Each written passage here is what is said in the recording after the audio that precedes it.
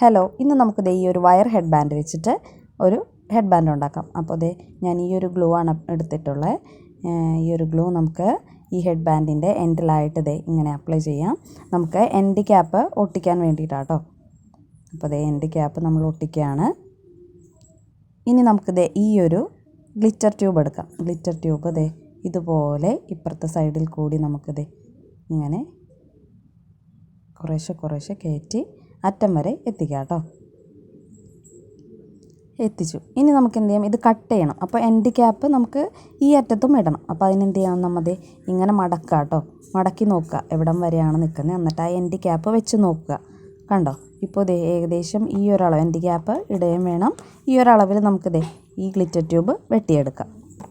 അപ്പോൾ നമുക്ക് കത്രിക ഉപയോഗിച്ച് അങ്ങനെ തന്നെ വെച്ച് നമുക്കത് വെട്ടാം കേട്ടോ. ഇങ്ങനെ വട്ടത്തിൽ ഇതുപോലെ ഒന്ന് വെട്ടിക്കൊടുക്കുക.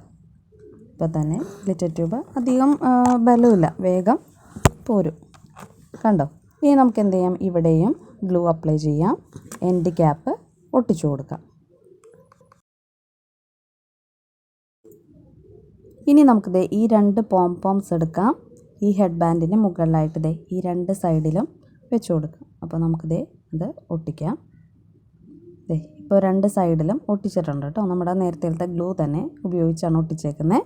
ഒട്ടിച്ചു. ഇനി നമുക്കിത് രണ്ട് ഒരേ സൈസിലുള്ള രണ്ട് ഗ്ലിറ്റർ ട്യൂബ് നമ്മൾ വെട്ടിയെടുത്തിട്ടുണ്ട്. ഇനി നമുക്കിത് എന്ത് ചെയ്യാം, ഈ ഒരു പോംപോംസിൻ്റെ മുകളിലായിട്ട് വെക്കാനാട്ടോ. അപ്പോൾ രണ്ട് സൈഡിലും നമുക്ക് എന്ത് ചെയ്യാം, ഗ്ലൂ അപ്ലൈ ചെയ്യാം. എന്നിട്ട് ഈ ഗ്ലിറ്റർ ട്യൂബ് എടുത്തിട്ട് ഈ അറ്റത്തും ഇപ്പുറത്തെ അറ്റത്തുമായിട്ട് ഒട്ടിച്ചു കൊടുക്കാം. കണ്ടില്ലേ, വളരെ സിമ്പിളായിട്ട് പെട്ടെന്ന് ചെയ്യാൻ പറ്റുന്നൊരു ഹെയർ ബാൻഡാട്ടോ. അങ്ങനെ അടുത്ത സൈഡും ഇതുപോലെ ഒട്ടിക്കുക. അങ്ങനെ രണ്ട് സൈഡും ഒട്ടിച്ചു കഴിഞ്ഞു. അങ്ങനെ നമ്മുടെ ഹെയർ ബാൻഡ് റെഡിയായി.